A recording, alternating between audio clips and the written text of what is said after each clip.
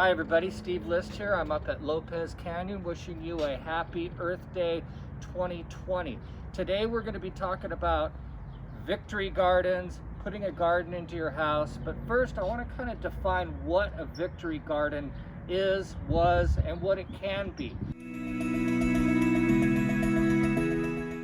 Victory gardens originated in World War I and World War II to help supplement rations of food, and also, more important, and I think this time of the crisis we're going through now, is to motivate people and to make them feel a little bit better. There's no reason why anybody cannot have a vegetable garden, fruit trees in Southern California year-round. So today we're going to talk a little bit about victory gardens. We're going to talk about how to plant a victory garden, what's the best way to do a victory garden, whether it's in a raised bed garden like we have back here, or if it's in the ground.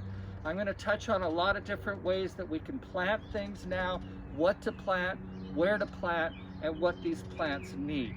So that being said, I'd like to kind of walk around a little bit and talk to you about what we have here at Lopez Canyon. Number one, the raised beds. And if you read up here, it says raised bed planters are an easy and great alternative to cultivate a garden when challenged by concrete. When you don't have the space, the raised beds come into play. What we've done over here is we've built a half a dozen, what do we got? 1, 2, 3, we got a half a dozen here and another one here, raised beds. And if you want to know why we put these cages on, well, I think it's really important. We're up here in the mountains. We want to keep the deer, the rabbits, the squirrels, everything from eating our vegetables. So kind of a foolproof system. We've already planted in here several varieties of tomato plants. And you can see I only planted 2 plants per area. These will literally fill this area up.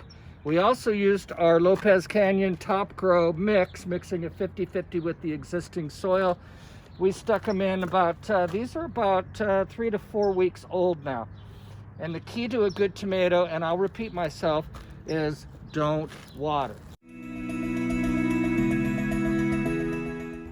First thing I want to discuss is your raised bed garden.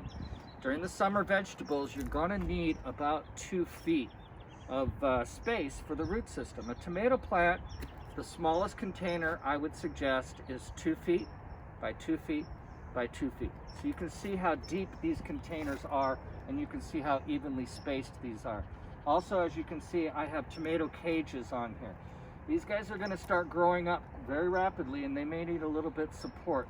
These smaller tomato cages are kind of flimsy, but as you see, they're going to get big, and they're going to need a lot more support. So peppers, we could put a few more in, but the tomatoes, we put 2 in each of these beds. On average, we're going to water these things about every 2 to 3 weeks. So again, watering is not an issue when it comes to vegetable gardens. Most vegetables are very drought tolerant.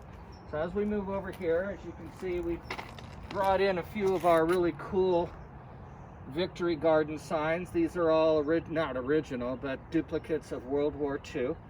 And it's kind of neat, kind of cute. It's fun how it's coming back again, and it's not necessarily we have to have a war to do this, and you really don't have to have a crisis to do this. This should be something that everybody does all the time.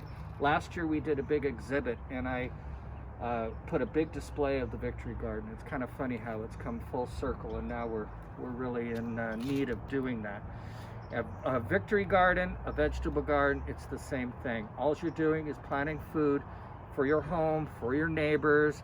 Another great thing that I've emphasized over the years is that neighbors share with each other too. So if you're growing a bunch of tomatoes and you have too many, perhaps the neighbors are growing zucchini and they have too many, and you guys can swap around.